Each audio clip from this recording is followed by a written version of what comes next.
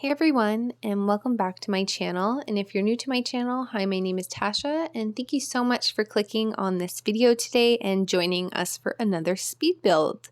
This is my first ever voiceover for one of my videos, so bear with me on that. But yeah, this is just a cozy little cabin I made in Brindleton Bay. It's good for a single sim. It's a 1-bedroom, 1-bath home. It's one of the larger lots. I think it's the back right lot on Brindleton Bay that's just vacant. You can look in the top left-hand corner. I'll also link it in the description. But I'm just placing the doors and windows on the exterior of the house just to kind of give myself a general idea of how the house is going to look. I do rearrange a few things when I'm doing the interior of the home. But now I'm working on the plants and rocks and shrubbery that is just around the house. This took me so long, but I think it was worth it in the end. I really love how it turned out. I did have to bump out the kitchen while I was inside, so that side piece does bump out a little bit, but you'll see that when I edit the inside. I also add a pond and kind of frame the front of the house with rocks as well to kind of just redirect the Sims to certain points of the yard because it is pretty big, so I wanted to utilize it as much as I could. You'll see that as the video goes on, obviously. Now I'm just placing the trees and extra bushes around the yard to kind of make it match Brindleton Bay also, because I don't like when you're in just the general mode and you can see just this house that's just so random. So I tried to blend that in as well. Doing some terrain paint here and just making sure everything flows really nice before I add the rocks. I did 2 tones of rocks on the exterior just to give it some texture. I really like how that turned out. I had to readjust where the mailbox was too because I kind of made it just a huge pond section on the right side of the house. I did spend a while just landscaping this build just to make it look overgrown and just really lived in for the sim that's going to be living here. I just assumed that they'd be really into gardening and plants and doing different flower arrangements. So I just made sure that the house kind of represented that. And now I'm moving on to the pond at the side of the house that I was talking about. I loved how this turned out. I used some stuff from Spa Day. You'll see that, I think, in the screenshots. I don't know if I included it because I did it later on in the build. But they're just the slabs from Spa Day, I'm pretty sure. I just sized them up and put them right at the front of the pond and then grabbed a larger fountain. So it kind of created a ripple effect when the water hit, the water hit the pond when you're in live mode.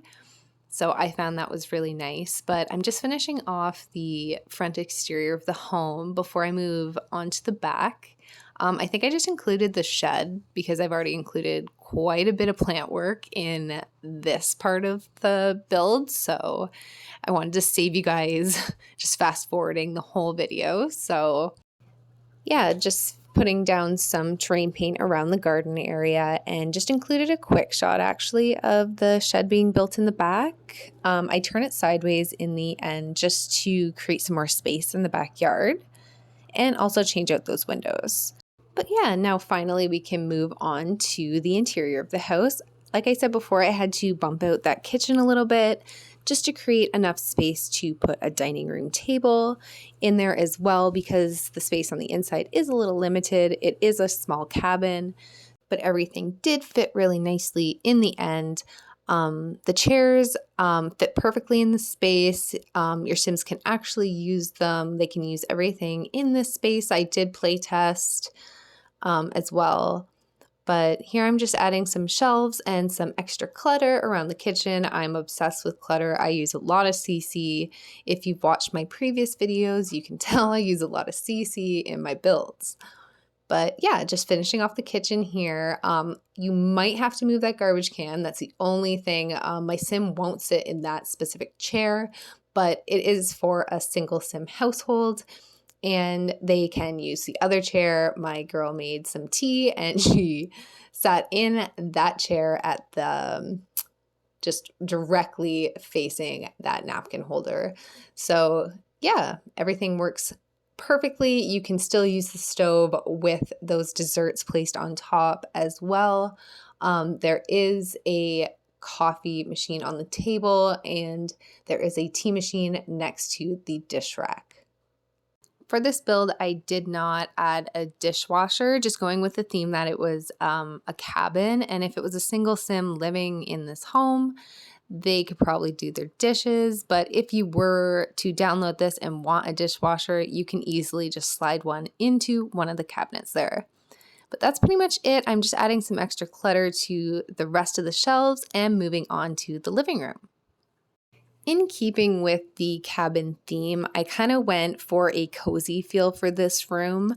I added a love seat and a rocking chair, a little fireplace in the corner, just to make the room feel warm.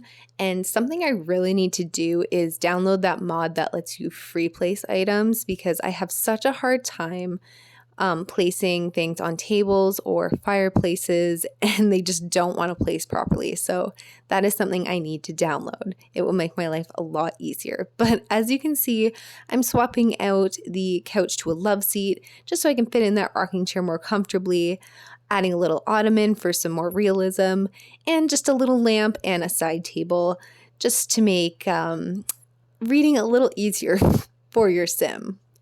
After this, we are just switching to the front of the house. I love doing entryways. I love adding little chairs to them. The umbrella stands are so cute if you can find the right CC for them. I think it's from the new paranormal pack we got. That little chair that I'm going to add in just a second after I figure out this carpet situation. Always takes me forever to figure out carpets. But that little chair is one of my favorites. I've been placing it in all of my builds lately, and it's just so cute. It really added to the room, and I just love it. But moving on, I just added a plant to the corner and then moved right along to the bathroom. So this bathroom was really compact and the space was limited, but I did the best that I could. I could only fit a shower in, but if you honestly wanted a bathtub, you could just bump it out a bit and move the pond over. It's not a big deal. It would work. But I'm just changing up the wallpaper and the flooring. I think it looks a lot better after I changed it, and just adding the finishing touches and clutter pieces to finish off the space. But after this, I think I just have the study and the bedroom to furnish now. So I'm going to end the voiceover here. I really hope you guys enjoyed the video. If you did, please leave a like, comment, or subscribe to my channel. I'd really appreciate it. And I will see you guys in my next video. Bye.